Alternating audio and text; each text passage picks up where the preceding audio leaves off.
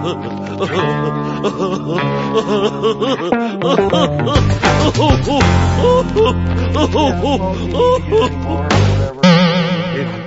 we're starting off with a bang there. It's November, and in case there's more news for you all, the walrus is Greg, of course, so there he is. So, every now and then we're very thrilled to have a guest on. And this just in. Ray Paul is with us today. And he stole my he's got dear. Show coming up at Abilene on December 22nd. We'll talk about that. And there's so much more in this amazing career and everything. So we have Ray Paul here. Yay. Hey, nice to be here. Thanks for having me, guys. Very good having you. Well, it's been a great show. See ya. I can't get out, though. He's blocking the way out here. Okay. So you have a long, illustrious history in the music thing here. Can you tell us a little about it? Okay. Well, I was born and raised here. In Rochester, played in a lot of bands back in the mid to late 60s and 70s here, and then I ended up on the road with a band, and just to make a long story short, then we were playing in Cape Cod, and I had a couple of friends in Boston, and when I was driving back there, the band split up in Boston after we had been on the road for about a year and a half, or in Cape Cod rather, and I drove back and stayed with some friends to visit for a few days, but I ended up, I got approached in the biggest record store there. Some guy offered me a job and said, okay, come start Monday. And I was just killing time waiting to go to lunch with one of the guys an old friend of mine, that he was up there working and going to school at Boston University. And he says to me one day, he said, so what'd you do? I said, well, I found a parking spot finally, and then I went to Strawberry's Records on the corner of downtown big area. Anyway. Is this in Boston? In Boston, and I just said I killed time, and then I said, and then this guy comes up to me and starts asking me questions and says, why don't you go down, talk to this, our general manager, wow, 2 doors down, and I still had about 25 minutes to kill. I said, okay, so I went up there, and the guy's interviewing me. He said, Kevin's called me, he said he sent you up here, and I said, yeah. Long story short, he offered me a job. He said, start Monday. That's awesome. I had no idea. I had no intention of taking the job, though. I went back, and when my friend asked me, what'd you do? I said, well, I was offered a job at Strawberry's. He goes, Strawberry's? He goes, I've been wanting to work there forever. I'm trying to get in there for the longest time. Wow. And you just come in and you're waiting, and they offer you a job. I go, well, it's funny. When I was in Los Angeles back in middle 80s, I had a shot. I met some girl. She was an assistant manager at a Tower Records, and she goes, oh, you want to come work? And I was like, well, I don't know. I was like, had the playing thing in my head, and I turned it down. And I feel like it's such a dumbass. I'm kicking myself every day. I think that was my ex-girlfriend.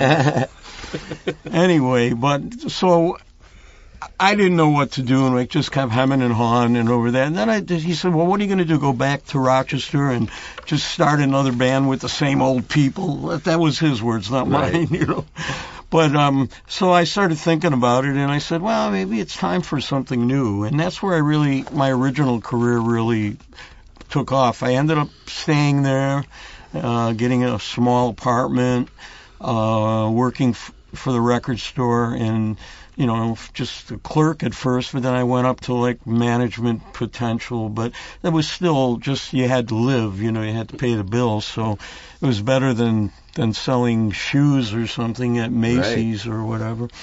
But, so anyway, I stayed there, and then started recording at the end of 77, and then in 78, my first single came out, and that was basically the start of my original career there. And I didn't have a band, but we ended up getting 6 months of airplay on including the 2 major rock stations and about 6 college stations. And, so I said,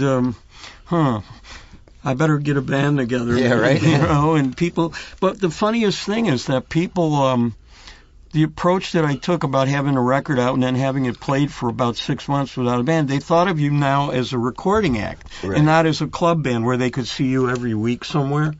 And there were bands that were playing, and we decided, or I decided, and after I put the band together, that we weren't going to be that kind of band, that we weren't going to, you couldn't see us every week. If you missed us this week, you see us next week. We wanted to keep that perception of a recording. Well, that's smart, I think. And I think it worked. And it's funny because my manager at the time became my manager, was actually the guy that hired me to work in the record store, became my personal manager for the band afterwards. And it's funny because with all the airplay we were getting, we had the first gig that we did a warm-up somewhere in a small club. Didn't really promote it or anything, but our second show was at the Orpheum Theater. Wow, that's pretty sponsored cool. by WBCN. Like the big, they had a thing with a new developing act coming in from A&M Records, but I thought we were much better, and so did the reviewers. But it was a band you never heard of again called 1994. And this was in 1978. Wow. So, but you ever hear of them? The band of the future. Yeah. But anyway, so we went to that. Then we started opening at the Paradise Theater for national acts coming in. And then in 79, we started headlining our own shows. And at the time, the Paradise in Boston was a big concert club. I mean, in 77, 78, Cheap Trick was still playing there. Right. It held about maybe 650 people, but it was the premier concert club. Yeah. And I would have loved to have opened for Cheap Trick, but we didn't get that. Speaking of them, I don't know if you knew it, but they came out with this thing. I got it. It's all their stuff from the Whiskey. It's like 2 nights at the Whiskey, 4 shows from like 77. Oh, yeah, I heard about that. It's great. Yeah. I mean, they're Is it with vinyl? Or? No, it's on CD. I got it on CD. Oh. But I mean, what I like about it is warts and all. They didn't sweeten it up. They didn't, like, there's a couple spots where, like, his voice cracks and whatnot, and it's like, it's the real deal. But I like stuff like that, Well, just to finish up a little bit of the story, then in '79 we started headlining our own shows, and that was when, even though we were local, you had to have some kind of credibility. They wouldn't bring you in if you were just a club band or whatever. You had to, right. People like the Cars, us, the Stompers. With a pedigree, sort of. It's like NRBQ. You start doing those shows there. So we had 2 headline shows, and then we changed guitar players for that year, and that group stayed together until like July of 1980 after our album came out. What was the name of that one? The album? The band. It was Ray Paul and RPM, because my single when it came out was just Ray Paul. It was just, I didn't have a band. It was just released as Ray Paul. Okay. But I liked the guys. We were all good friends, and I wanted to give the band some kind of identity. Right. But we were never. I see sometimes people go, "Oh yeah, I remember your band RPM." I go, "No." It's like you don't talk to Tom Petty and say, "I remember your band, the Heartbreakers." No, it's Tom Petty and the Heartbreakers. Tom, I remember Mud Crunch. But it was never not to belabor it, but that was actually the name of the band. And when we did the album Go Time, some of the guys were great guys. We're still all in touch, and it was just a fun time. And then I went on to produce some other local bands and just do some new recording on my own, back to being a solo guy in '81, So Boston is really the town city rather, I should say, that launched my solo career. Right. When you produced, though, when you were doing that, did you just, like, find bands? I mean, did you have to pay for the time and things like that? Or were you just talking about putting the music part of it together? No, I was in the studio with them. I was in there when we were mixing. I was mixing with the engineer and giving him some tips on the way. And while we were recording it, I would try to be there. Right. And we'd pick songs out. No, and I'd some of it was, I'd get paid, but some of it was like you do it on speculation. Right. But it wasn't a whole lot because I was still producing myself, and trying to record at the same time. And that's where Permanent Press started later that year in 1981 that I didn't have another actual label, so I decided to start one on my own, and I was going to do what Rhino did, like try to license projects, which I ended up years later doing, but reissue projects. But back then there were no CDs yet, so I was still talking about. I tried to go after. One of my things was trying to go after the T-Rex catalog because it had disappeared around 1981. But there were too many complications. Too many different people were owning different things, and back then it wasn't as easy. Later on, everybody was dying to get their stuff out on CD. I know. There's so many reissues out now. I've been buying a lot of them. Humble Pie, this and that. I know. But I love it. There's a bit, and in fact, I'm gonna just real quick. There's a book coming out about Tom Wehrman. About who? Tom Wehrman, the producer the of Trick guy, Trick, whatever. And he's like talking about that whole era, and it's pretty interesting because he was saying how it's kind of very similar to what you're talking about. You know, he just kind of got started, and he wrote a letter to Clive Davis, and it got shifted to this guy, and then this guy sent it to this guy, and then this guy gave it to Clive Davis, and he said that was like meeting the Pope, back then, So, well, yeah, that's true. Like that. And then they had. I know that we had. What was I going to say here? We had national distribution on all the projects we had. When I did the single, they had a couple they had regional distributors in different parts of the country for the first single. And then the next year we were, with the album in 80, we had distribution by Rounder. They had their own distribution system besides the label, but they were a national. And then Gem Records distributed it back then. They were like the king of the imports. Yeah. The best imports came through them. That's great to have all that background, though. But that's the part that most musicians don't get a chance to I think that's the thing, too, is you learned your craft and you are battle tested, where today they go, oh, this person has the look, let's just plug them into the studio. Well, funny you should say that, because, but the single we did in 81, well, I did, the How Do You Know single is actually the one we were talking about earlier. I set up some distribution for that, but then I ended up at the end of 81 moving to Los Angeles. At the time, my girlfriend got a fantastic job offer in the a medical field, and she had a master's and all this stuff, whatever goes with it. And so I moved out to California, but I had meetings with the single, letting them know that How Do You Know it was actually number one on WBCN, the biggest FM station. It was number one local record there. And all these things, I go in and had meetings with MCA and A&M, and they're all saying, well, your stuff doesn't sound like Journey and Billy Joel, whatever was hot. It goes, we're looking for stuff that's kind of like that right now. I go, all right, see you later.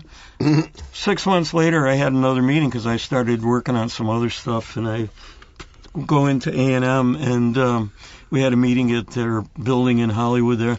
And next thing you know, the A&R guy I had I'm meeting with again, and this time he goes, well, I don't know. We don't want stuff that we want stuff that sounds different. Edgy. We're looking for new stuff. You know what I said to him then? I got up and said, well, thanks for the meeting, but, let me just tell you, you guys don't know what you're looking for. You really don't. You're going with the trends. Right. Or now you're not going with the trends. Most of those guys are a bunch of cowards. They just speculate. It's like, well, wait, whoa, this is good. We got to get another band like that, or we got to get a band like they got, and then they just run around chasing their tails. And the trends it goes in trends. So by the time they get them, that trend's wearing out. Right. And I think good music will last. Yeah, by the time you get the people together and you record and you get it out, we just found this great hair band. Oh wait, Guns N' Roses and grunge is coming out. Yeah. There are always a few steps behind, not ahead. Yeah. And I remember, too, with the Beatles, we know now, how they are, but they weren't very hot in the 70s. They even had the K-Tel record. Yeah. And then it came around Beatlemania and everything was like, and they sued them, Beatlemania. They sued Beatlemania, but by then they was really taking off again. The funny story, I mean, these are stories, I don't know if I should be telling you, but they'll be in the book someday. You heard them here first, by the book. You probably are hearing some of these first. I know that the last few were, but you mentioned Beatlemania, Rob, and I saw that on TV because I used to watch Godzilla movies on Channel 9. They would Speaking of Beatles, what? It was funny though, because I got approached by somebody from Lieber and Krebs, were the guys responsible they managed Aerosmith, and they were based in Boston, and I had the record out there, and they also managed, they were in charge of the whole Beatlemania Broadway show, getting him on a label, getting it going, and someone approached me because of their record for the Paul McCartney role, and I said, well, first of all, I'm not left-handed, and second of all, I'm just getting my own career going. I don't want to be, and those guys really got pigeonholed, I mean, I have had these McCartney influences and things especially when I was younger, but I didn't want it to interfere with what was building there, and so I just said thanks, for asking. I mean, it was just an audition, but it was nice to be thought of that. Yeah, that would be awesome. It might work. It's like you're going to go because of the picture that's on that one, the other one, the second one. That was a question I had, actually. The black sheet. He's got that. We passed it out. Yeah. When these different things happen to you, like you're being played a lot at a station, and I mean, do you ever fall into the trap of, oh man, we're getting there, we're making it? I mean, how do you differentiate the fact that it's just a step along the way versus I've arrived? You know what I mean? Like how some people think, and then 1 minute it's there and 1 minute it ain't. Well, you never really arrive. I mean, I was offered even a couple of production deals where I could have been on MCA, Mercury, Polydor, but there was a production company in Boston offering. What they want you to do is sign your publishing away to them. Right. They want you to, they'll put you in a studio, and what they do is they get an advance from the label, but you don't get the advance, they get it, and then they bill the label for all the recording costs. Next thing you know, you're in the hole. Right. Because they're billing them back to you, and they're making money on it, though, because they got their own little studio, and it's just not beneficial to the artist. So waters, man. Pick any band you want, and you'll read about, we were filling arenas, but I didn't have any money. I had to wire for money, where our manager had a mansion and was flying around on a plane. Well, last night, just coincidentally, my girlfriend was watching that Milli Vanilli thing, and I was watching that, and what a con job. I mean, the producer purposely did it the way he did it. Yeah. The real singers were told to shut up. They finally blew the whistle. Those two guys, they were from freaking Germany and France, and they could barely speak English, and yet they're, doing this. I mean, they totally knew the lip syncing thing was what they were doing, but they did it, and it was just a big mess. I mean, the biggest con job, I think, ever. I mean... Well, we had about 3 Boston area bands at the same time, starting in 79 and the manager got rich. They had signed with some of these production companies, and what happened is, because they've already made their money, they don't care if the record sells or not, or breaks out. They had one that hit accidentally, but it was really... I don't really want to name it. It was named after a soap opera thing, in 81, I remember. But they got it by luck. It just got picked up accidentally, and Top 40 played it. But anyway, a lot of these groups then, they sign with them. They're on Mercury, MCA. But they become a cutout. And is it worth giving up the rights to all my songs that someone else now owns them? Right. And then I'm in debt. I'll never see anything, because they're not going to promote it really big, and MCA isn't going to, unless somebody puts money behind it, additional money. And, you're getting like secondary, third markets playing your stuff, but you can't get the big cities because they're not They're not going to throw out money. I'm always amazed there's no oversight for that business. It seems like it's a Wild West, man. It's like they can just do whatever the hell they want. Pretty much until the government until somebody gets really pissed off, and then they had it in the 90s, and then in the early 2000s, a lot of payola scandals. I mean, there was always payola, right, going back to the 50s even, and I don't know if it's gone away. It might come back, Well, they were doing. I can give one example, like with Van Halen, when Fair Warning came out, it didn't sell as well. So what did they do? They had the record men going around. They might bring coke to some, money to others, play this heavy rotation, so it starts selling more. Yeah. The Dark Album. Well, that was part of it too. Yeah, the dark side of the record business. And hey, is it time for a commercial yet? No. Oh, I don't know. Oh, okay. Okay, this has been sponsored by Greg. Are your teeth not as white as you'd like them to be? Yes. It's a podcast, not a radio show. It's safe. So, all right, I talk too much for No, you're perfect. Any comments from the gallery over there? Oh, okay. Okay, there we go. Am I talking too much? No, that's what our guests are for. It makes our job easy. All right. Feel free, jump right in. But how did it also go? Like now, I will ask friends for recommendations. Anything's at our fingertips.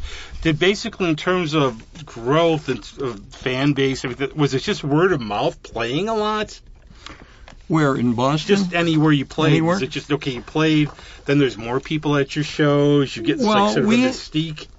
We actually, when we did this warm-up gig in Boston in '78, we did a small club in Cambridge called the In Square Men's Bar. And it's just like a long, narrow bar. And, if you go 5-6 steps from the stage, you might hit the bar. And the people were either sitting at this table, long thing there, or standing up all over. But I remember our very first show that we had lines going around the corner down the street. And it was all based on the airplay. So, I mean, the airplay it wasn't like we were getting, like some cities back then and even today, they play like some of the local groups, but they're playing you at 2 or 3 in the morning. But we were getting played all prime hours, drive time in the morning and at night on top shows. So I think that really built us up to where people had that perception that we were. That's so true here, because I would love to listen to radio late at night. Every now and then, a local band would pop in about 2 or 3 in the morning. Still, this was like I don't really listen to it as much anymore. Like I listened to the Beatles thing on 88.5 to get here today, and I don't really listen to much radio. I listen to classical a lot in the car now, but back in the day, I'd be listening. Wow, it's a local band. Like at 2 in the morning. Yeah, they sneak in there sometimes. Well, I think Raj used to play like what he wanted. Oh, yeah. I used to, man, those were the days. Well, it used to be, like in Boston, the big FM stations were, before all these consultants came in, and that's what ruined radio. They started hiring, I remember when I moved to L.A., we left for L.A. in November '81, but the following year, in the beginning of '82, I was keeping an eye on what's going on in Boston, and these consultants came in and basically ruined the stations. Because now you're not getting played. We're going to unless you're the Cars and Jay Giles and Aerosmith, but we're not going to be playing bands like Ray Paul during the day now or anything. It's like, here's your guidebook. Right. And that's when radio in general turned around in the beginning of '82. You started to see consultants in late '81 in other cities. But Boston had that reputation that other cities didn't have, where we support our local talent, right. We support our groups, and we're giving them airplay. And when they do a show, we're going to support them and whatever. And it was the greatest times. In one of my CDs, The Charles Beat, which came out in 2000, I asked one of the lady who actually was the first woman who played me on Boston radio. I sent her just a cassette saying this is coming out in February, and in November I sent it to her and said, and she had a local show called The Best of the Boston Beat. And she played mostly groups she didn't know, but that were around. But she's the one, Leslie Palmer is her name, and she wrote a whole page in my CD, The Charles Book. I asked her if I finally tracked her down after all these years, but she was the one that really started playing me. And when The Charles Beat came out in 2000, that was a compilation of all my recordings with some new stuff, and a track I did with a friend of mine who I met when I first got out to L.A. So that's another couple stories. Yeah. It's a big thank you, too, to all our nice local radio, like Whole Lotta Shakin' and the Rock and Roll. Oh, yeah, Rumble. yeah. Because that's where you want to hear, okay, you're talking about now radio being corporatized. You hear the same things. You want to hear different radio and some excellent stuff. We have it all over here. We're blessed. Yeah, Mike's great. Mike Murray and Scott Regan have been the biggest supporters in this city of local music, or guys coming into town to play from other areas, regional, whatever. And they've just been tremendous. And their shows have given my music a lot of airplay, going back to Mike, I used to send him stuff. I didn't know him until I ended up back here. And there's another story. Well, there we go. Okay, now you're there. How did you get back here? All right. Part 2. By car? We're gonna skip chapter 31 through 34 and go. Well, when I was in L.A., though, I probably should mention this. I met a guy, by accident. You guys you remember Emmett Rhodes? Yeah. Yeah. Okay. A dear friend of mine passed away a couple of years ago, 2020. Well, I got there and said, I'm going to look for some recording studios. This is a great story. Still buy the book, please. Oh, yeah. It's not out yet. Too, when it comes out, you're very welcome to come back. Okay. So I'm looking. There was a magazine came out in L.A. every 2 weeks called Music Connection, and when people were there, they'd look, who needs a guitar player, who needs this, and it was kind of a glossy, like People magazine size thing. I remember that. And they did articles, and then they even had tips on how to record this, they reviewed some of the new pedals and gear and drums and whatever. And then in the back were all these want ads, and they had a big cover story. Well, anyway, the back page, on the inside of the back cover, there were about 8 rows of these little blocks going 4 across, 8 down of recording studios. Right. Some said, it was mostly kind of small print. Some gave you a name, some didn't. Well, anyway, I saw this one at the top at the end, and for some reason, I don't know, I liked that square, and it said 24-track recording, $50 an hour, and it had a phone number. I go, $50 an hour, that's my budget right now. Right. That's good. So I call the number. Didn't have any name, nothing. Guy answers the phone. He goes, Emmett Rhodes Recorder. We're a live show. Don't worry about going. I go, what was that? Kind of took me by surprise, because I had been a fan of his and his music and his albums. And, of course, he was sort of everyone thought he was the new Paul McCartney and, very Beatles. So we started talking. I went down to see him. I said, even if I don't do this, I got to meet this guy, And anyway, we became friends, and there were some years that kind of drifted apart. And then in the 90s, a friend of mine at another label was putting out a compilation of his. And so I called him, and I just said, Emmett, I said, hey, we haven't seen each other in a while, but I want to come down and talk to you about, now I'm ready to do some recording, or I want you to remaster all my stuff and get it from different source tapes. I mean, we did it from 2-track stereo to 8-track masters and he did such a great job, because he was a studio guy. He learned how to run a studio board and record from Keith Olsen, who produced the biggest Fleetwood Mac records. Right, he's a great producer. Keith taught Emmett how to do this. So we were out there, and so I recorded a track with Emmett that ended up on the Charles Beat. We did, to make a long story short again, in 96 actually. I don't know what year it was, but before we did that, we did a show, and I got Emmett to come out after 23 years to perform with me, and I put a band together of different guys. Some were even from different parts of the country, and they flew in. And we did this show as part of this festival called Poptopia in L.A.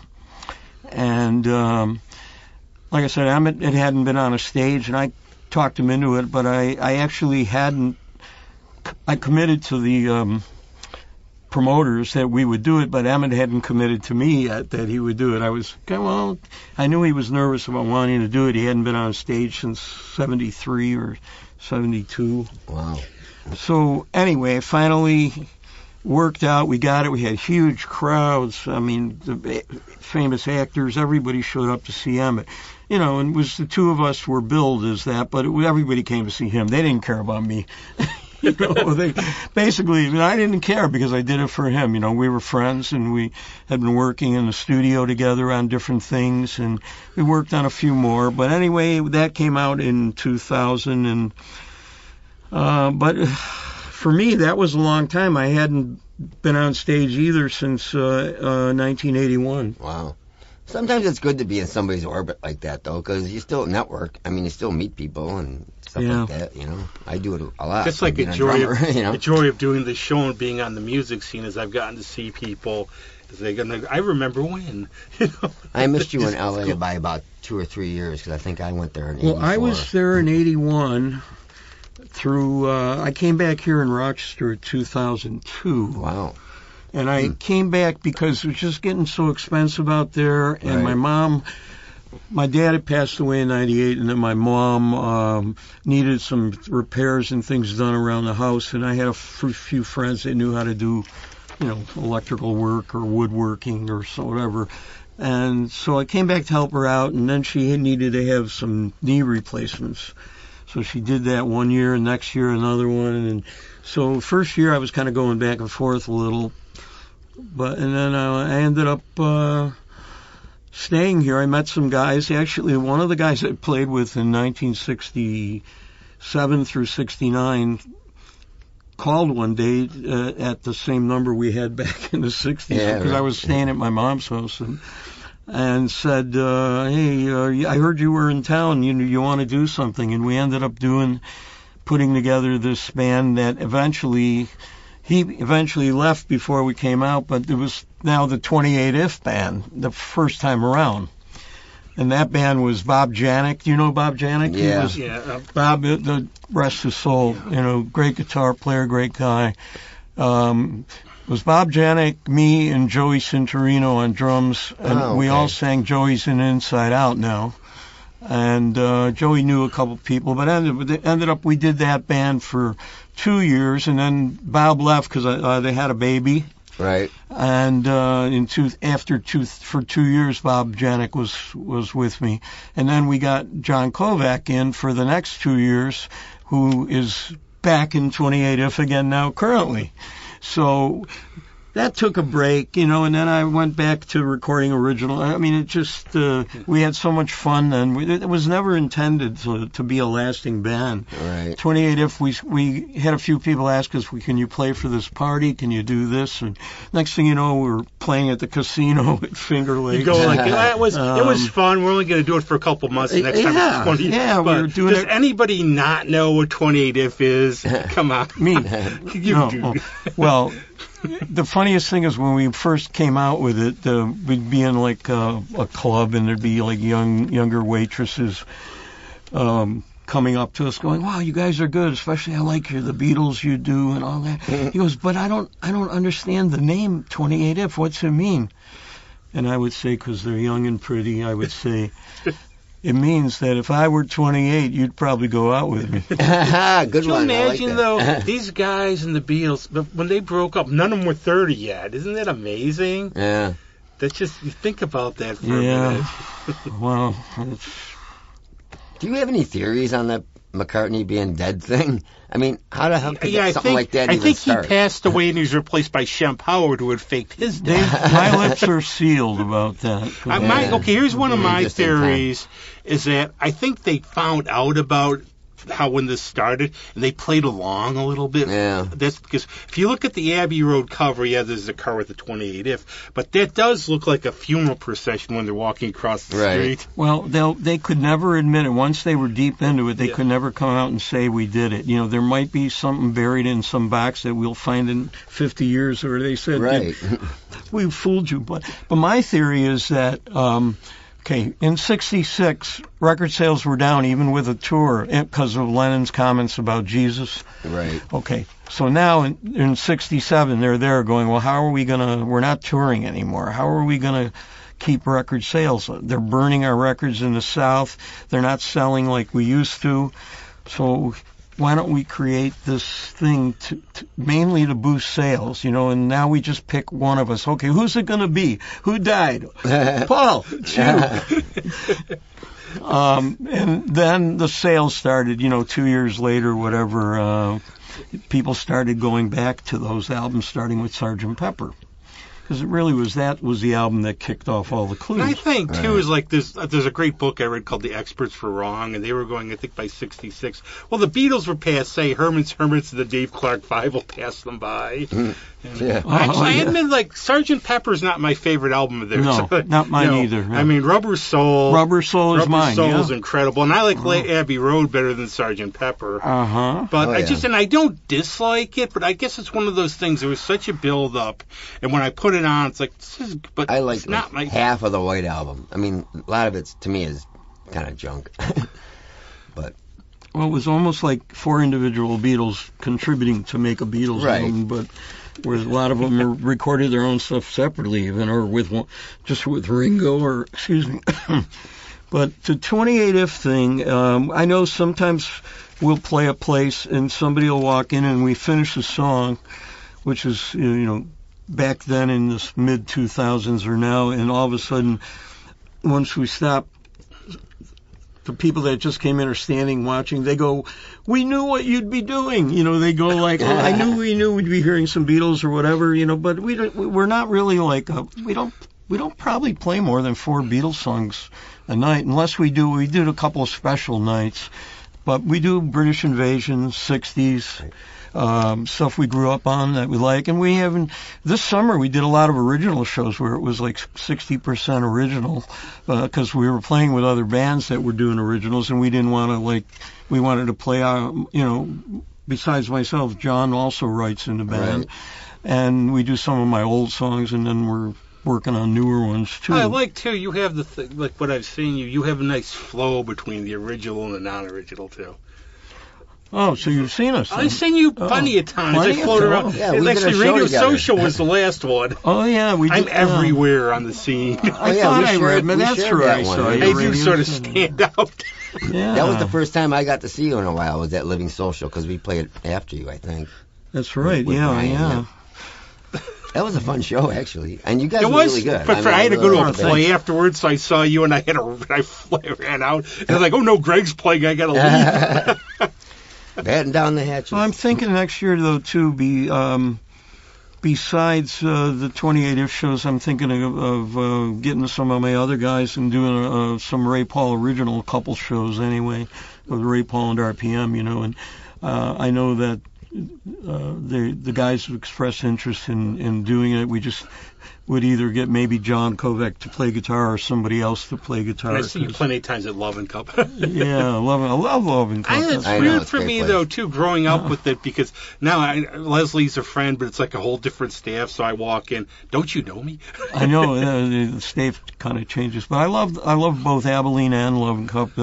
It's pretty much the 2 places we only do headline shows at, and because we like to get paid. Yes, and shout out too. I know, right? It's always so important in any community, because to have these places where our kind of artists can play. And Danny takes chance. He brings in the people he brings in. Yeah. And he supports locals so much too. Right. I mean, I see not a big change, but I see enough of a niche now where they're like B-side and that are actually music bars, like Love and Cup and Danny's place. And it's just like, finally it's like the band's done, there's no reason to hang around type of thing, Yeah.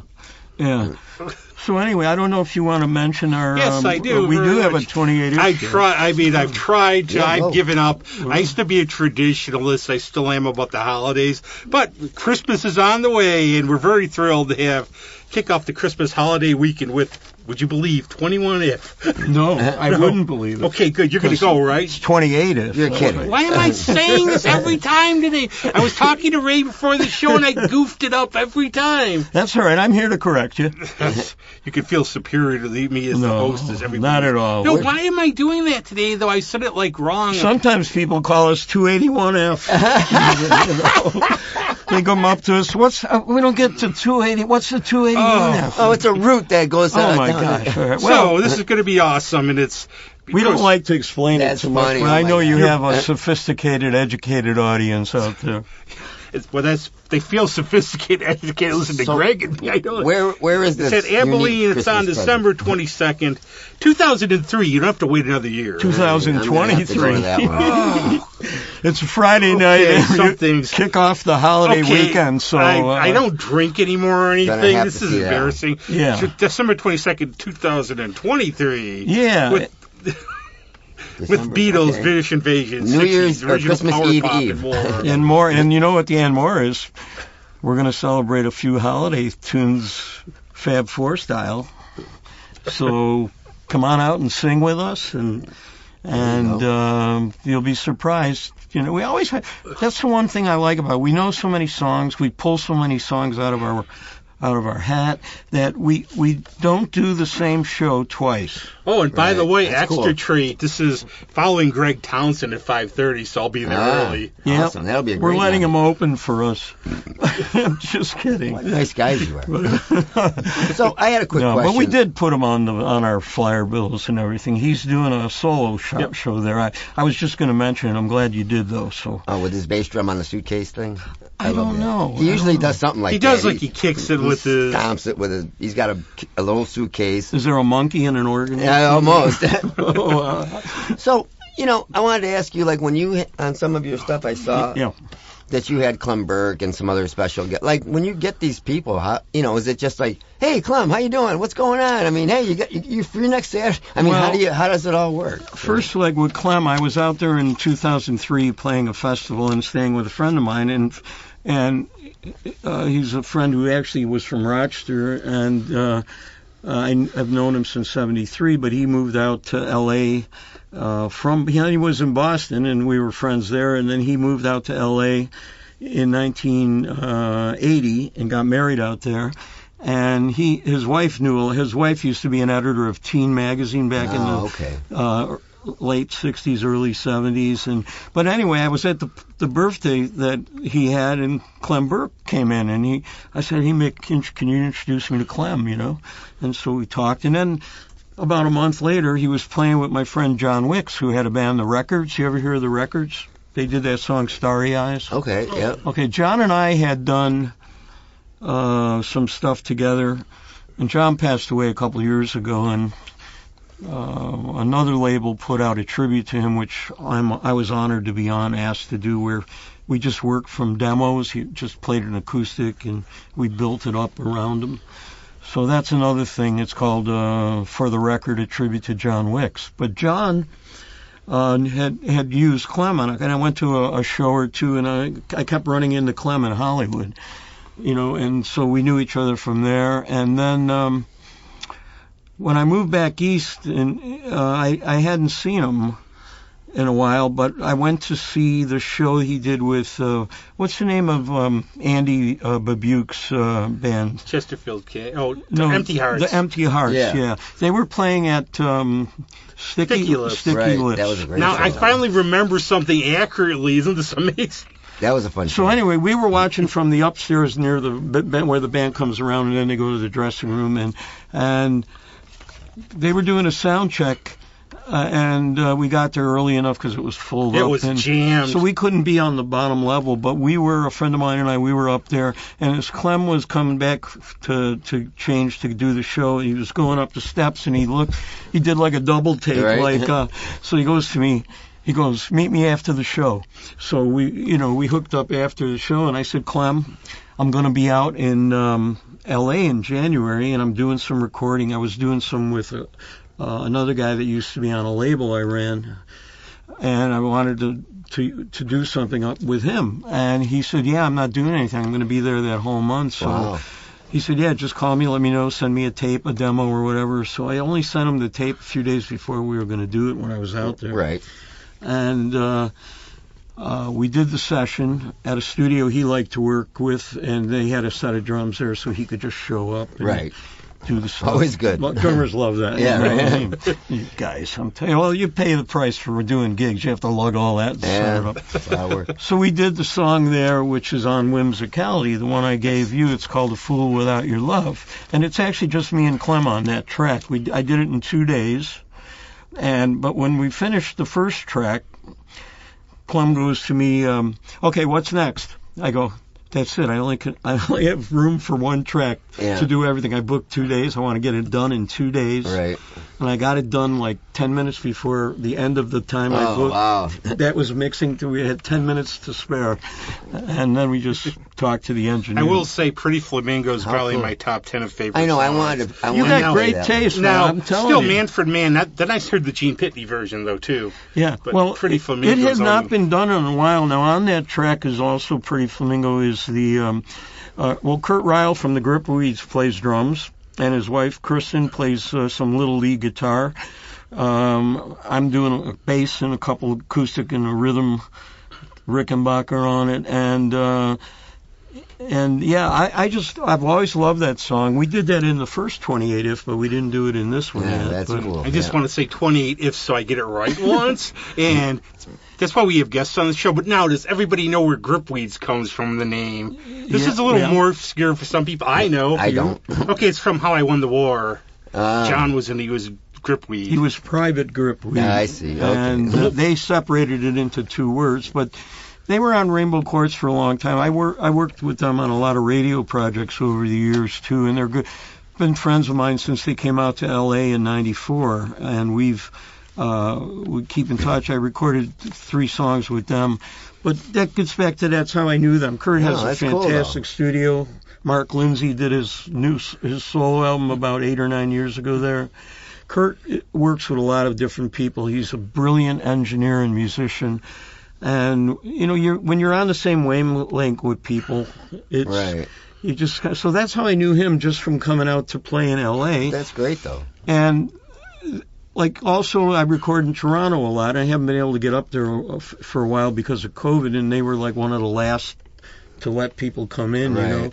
But Terry Draper from Clot 2, we've been friends since I licensed one of their albums back in the 90s.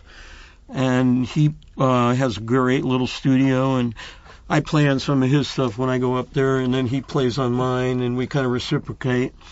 And 3 tracks are on there that I did with.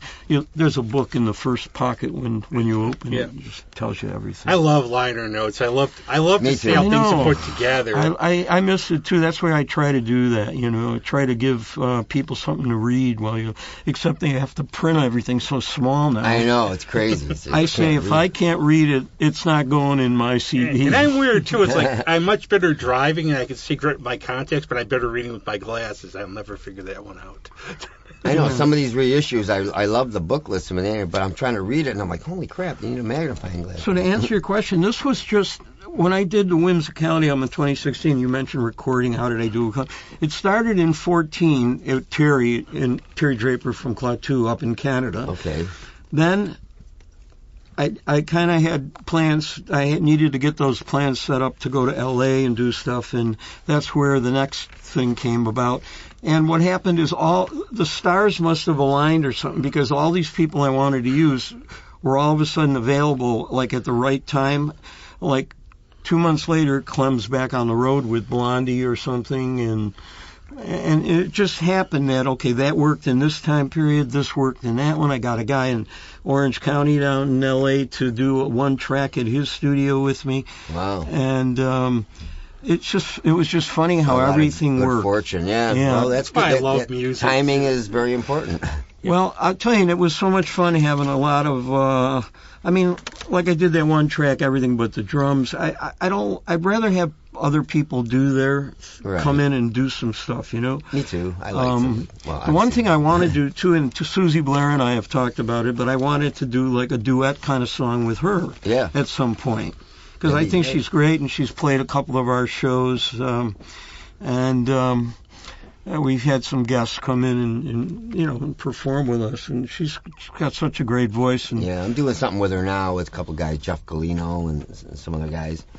Met Claude Rains. He was in that band, Claude Rains. Claude Rains? Also did you see him? So we're doing, huh? Did you see Claude Rains? He was quite invisible. You took the words right out of my mouth. No, but anyway, it was it's kind of fun. We're doing that, some original stuff. That's what I love so much about music. The people I've been able to meet, to see. Just all of it. Don't be good if I just met normal people. Yeah, and you meet somebody, and then they refer you to somebody else. Everybody seems like they know everybody. It's like I would have people run into me when I'm out. I wouldn't know them. But, oh yeah, I know you. Yeah. But I'm going to guess before your show which Beatles you could mold into holiday things. Now, I'll be very honest, and I'll tell you afterwards if I was right. Well, you're not telling. What do you mean? When we said you're going to make some of the Beatles songs into holiday songs? No, we're going to make holiday songs kind of Beatles-esque. Oh, like that? Yeah. I'm going to try to guess which ones. No Beatles songs into holiday. Yeah, but I'm going to try to guess. Well, only one of them really is going to be kind of starts. You'll recognize the beginning, and then the other ones, it's the harmonies we're going to do are more a little bit Beatles-esque. But we're also planning on doing maybe something the Beatles did for Christmas, or one of the Beatles or somebody. That would have been so cool being in the fan club, getting cool. Like the little albums. I know. Yeah. But I have to ask, because of all this Beatles stuff, what did you think of Now and Then? Well, I think they did a great job, because when they first went in there, they went in on one afternoon, and that's all they did was one session, and George wasn't crazy about it, and that's pretty much the main reason I think they didn't finish that one. But then technology was even so much different then. It was so improved now with the separation of the voices that they couldn't do it back then, even for the Free as a Bird and Real Love, that now they're able to clear it up. Right. So, I think it's great. But I also heard another version that some guy did all by himself that sounds like 1964. Like, it starts out, you think it's things we said today. It's like, but it's now and then sped up, like faster Beatle 64 style. Yeah. And I think it's better that way. I'd like to hear it a little quicker. I honestly think the way the Beatles were, I'll send it to you. They were so quirky. I wouldn't be surprised, like when the last two pass, I hope that's a long time from now. Turns out they made a whole new album in the 70s, and they'll call it Surprise. It'll pop up. Well, people have put together, you can find these on YouTube, where they took some of the McCartney from the first solo album, some of the Lennon, they put them all that, if they're going to do it, and only a couple of Ringo's, and then some of George's, and this could have been the album in 1971. Now, I forget what the guy called it, but there's one, Everyday Chemistry, cool. Which was like a weird story about a guy. Yeah. He claimed to be in a parallel universe where they made an album. You can find this online. The guy made all this produced stuff. by Mr. Mixoplex. Yes. The little guy in the Superman comics. Now you have to say that backwards in the show. Yeah, right. I can't even pronounce stuff right today. I spell it. That's a tough one, though. Yeah. We'll have to have you back for a Superman special. But supposedly now there's a 27-minute version of Helter Skelter still out there. I thought you were going to say 27 there. The way I'm going. 28 minutes. Well, Carnival of Light. Well, Carnival of Light, yeah, it's funny you brought that up, but somebody posted online on Facebook that, like, they did the cassette tape Now and Then. They put a blue one saying, "This is the last Beatle recording, Carnival of Light," which he did that for a psychedelic show, though, that, he showed up, and it was like co-sponsored by Pink Floyd or something in 67. But they could have put it on the anthology, which probably would have been the best place for it, Yeah. But I actually had a lot of fun watching Get Back, too. Yeah, that was great. Yeah, this is far better than watching the original Let It Be. Yeah. Well, the story goes, the director, then they were breaking up there. He wanted to depict the band on the end there. But I like the way Peter Jackson portrayed them, though, where they were still friends and having a great time. And that's kind of like the way bands are. You can have your differences and this and that. I mean, we have that, too. I have that, have had it with bands where, we may not agree on some things, and sometimes they get mad, sometimes they don't. It kind of shows you, though, the power of editing. If you're only going to show, I'm only going to show what happened on this day, or these couple of days when they were in a bad mood or something. It's like weird. It's a misrepresentation. He worked with like 64 extra hours I of know. footage. There was 150. They could still make another one. Yeah. Don't think you've seen the last Beatle releases. Right, No, right. from everything I've read, they were very, very close. And the problem is, too, when you're close, it's great. But when it's bad, it's really bad. Well, you like this one, Rob, because the rumor going around in the inside Beatle camp is that Rubber Soul is going to be the next deluxe edition, Yeah. which I'm waiting for because that is my favorite Beatle album too. So the songs are going to be based, of course, around the British version, but there's got to be plenty of outtakes from that, Right. which we never heard. We haven't heard much from that era because they just used to go in 1 or 2 days I and know. do the whole album or whatever, you know. No, but that's great. Yeah. And this has been really awesome, Ray. It's been lots of Oh, fun. thanks Yeah, for yeah. inviting. Yeah, I Live really experience. appreciate Especially you having when me. I can learn to count again. That's why I'm a liberal Yeah. arts major. Yeah. Let's go Hey, see. can I do a quick self-promotion? Yeah. No, never on this show. This is important because I'm doing a gig Saturday. Was it Saturday? the He's messing 18th. the day up like I messed. November 18th. I know I had to fix that on my Facebook thing. But it's November 18th. I'm playing with the Brian Lindsay Band. It's the day after my birthday. My birthday's Friday, the 17th. So Okay. everybody come down, buy me a shot. There you go. Thank you. Don't call me to pick him up afterwards, please. And let me just remind everybody, 28F Band featuring John Kovac, Bob Vollinger, and myself, Ray Paul, will be at Abilene. Kick off your holiday weekend that Friday, the 22nd of December. We'll be there. And if you like Beatles, we'll do some of the originals too. Beatles, Birds. We got a huge Birds medley we're doing. And British Invasion, if you love that stuff, you'll have a lot of fun. Trust me, you won't even leave. You'll have so much fun. Well, I mean, Danny will want you out How like much it fun? too. So. Too, I don't think I've ever been in there later than 10:45. I know. You know, in the right? old days, now that you got me thinking about that, I don't know. Maybe something's run after 12 there, maybe. Hardly anything happens after midnight anymore. I mean, all these Well, bars. I are mean, there. I don't drink anymore, so it's No, I like the fact that the shows have been starting earlier in different places. Yeah. You know, it's just as you get older and you feel you don't want to stay up that late or Right. people got to go to work. I know we try to play on the weekends because people that come out to see us are usually, they don't like. Oh, I playing also out during like the your week. House of Guitar shows. Always. Oh, you were there too? Yeah. Oh, I like this guy. That's good. Well, how come I just met him now?